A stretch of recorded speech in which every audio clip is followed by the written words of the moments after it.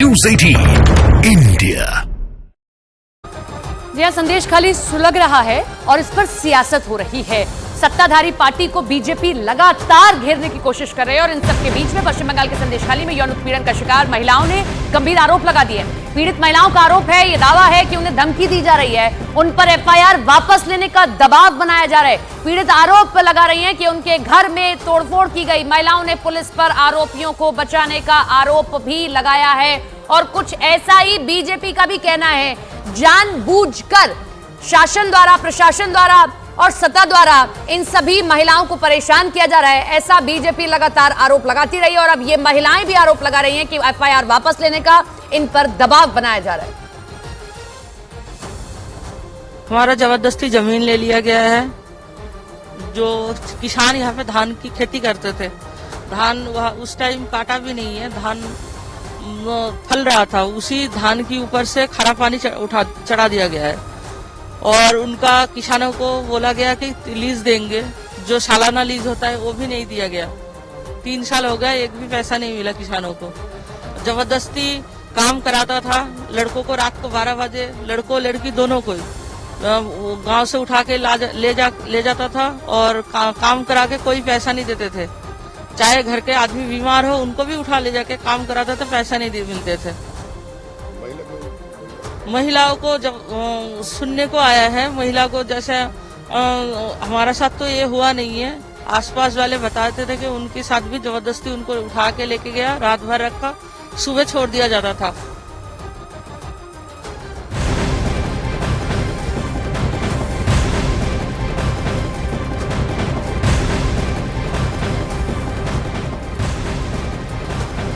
इस बीच संदेशखाली में महिलाओं के यौन उत्पीड़न के मामले में आरोपी शिबू हाजरा ने सभी आरोपों को झूठा बताया है। न्यूज़ 18 इंडिया से एक्सक्लूसिव बातचीत में शिबू हाजरा ने यह दावा किया है कि उसके ऊपर लगे सभी आरोप झूठे हैं। महिलाओं के साथ अत्याचार के आरोप पूरी तरह से गलत है, बेबुनियाद है और उसे साजिश के तहत फंसाया जा रहा है।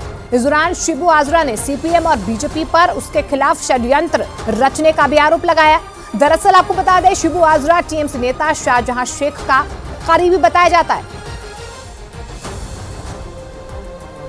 तो देखिए, इस पूरे मामले को लेकर अब सियासत गर्मा गई है। बीजेपी लगातार टीएमसी पर हमलावर है। इस बीच शाहजहां शेख का करीबी जो शिबू हाजरा है, उसकी तरफ से सफाई दी जा रही है कि सीपीएम और बीजेपी लगातार उसे फंसाने की कोशिश कर रहे हैं। अत्याचार के जो आरोप उस पर लग रहे वो सभी आरोप बेबुनियाद हैं, झूठे हैं।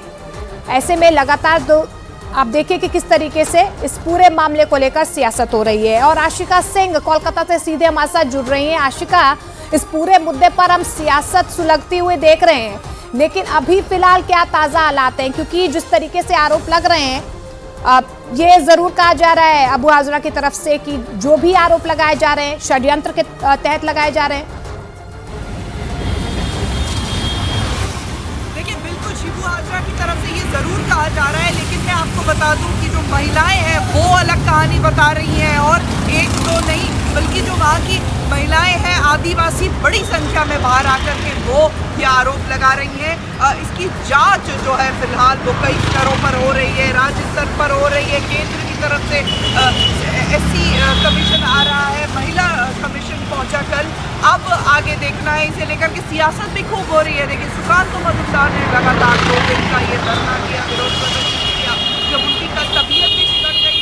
आज शुभेंदु अधिकारी संदेशखाली की तरफ कूच करेंगे, तब तस्वीर क्या होती है, क्या उनको भी पुलिस रोक देती है और रोकती है तो कहाँ रोकती है, ये देखने वाली बात होगी। राज्यपाल सीवी आनंद बोस अपने केरल दौरे को काट करके पश्चिम बंगाल पहुंचे थे और सीधे संदेशखाली गए थे और संदेशखाली से लौटते ही दिल्ली रवाना हो गए थे। क्या उनकी बैठक वहां पर किसी से हुई?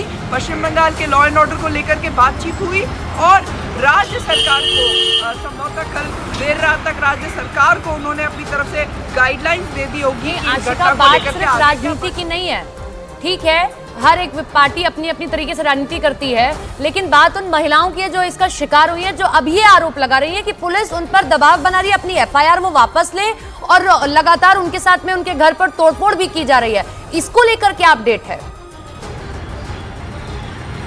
देखिए, गंभीर आरोप महिलाओं की तरफ से लगे हैं और अपडेट इसे लेकर के अगर कहें तो राज्यपाल इसको लेकर के मुखर होकर आवाज उठा रहे हैं, विरोधी दल इसे लेकर के मुखर होकर के आवाज उठा रहे हैं।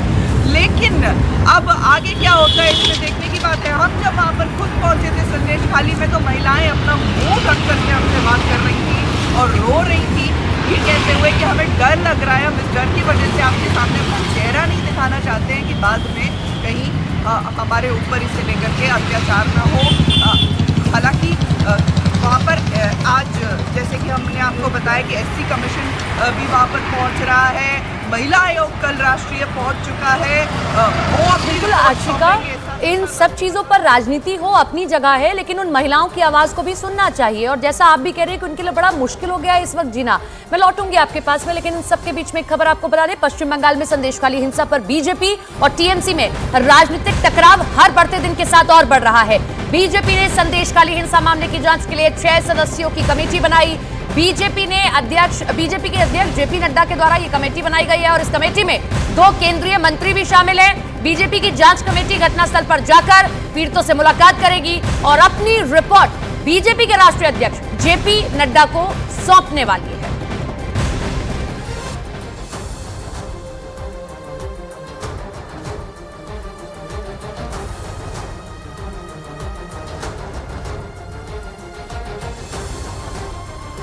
एक बार आपको इस पूरी रिपोर्ट के बारे में भी बता देते हैं कि कैसे कमेटी गठित हुई है। तो हम आपको कुछ ग्राफिक्स दिखाते हैं, समझिए आप आसान भाषा में कि बीजेपी की 6 सदस्यीय कमेटी का संयोजक कौन कौन है। केंद्रीय मंत्री अन्नपूर्णा देवी को इसका संयोजक बनाया गया।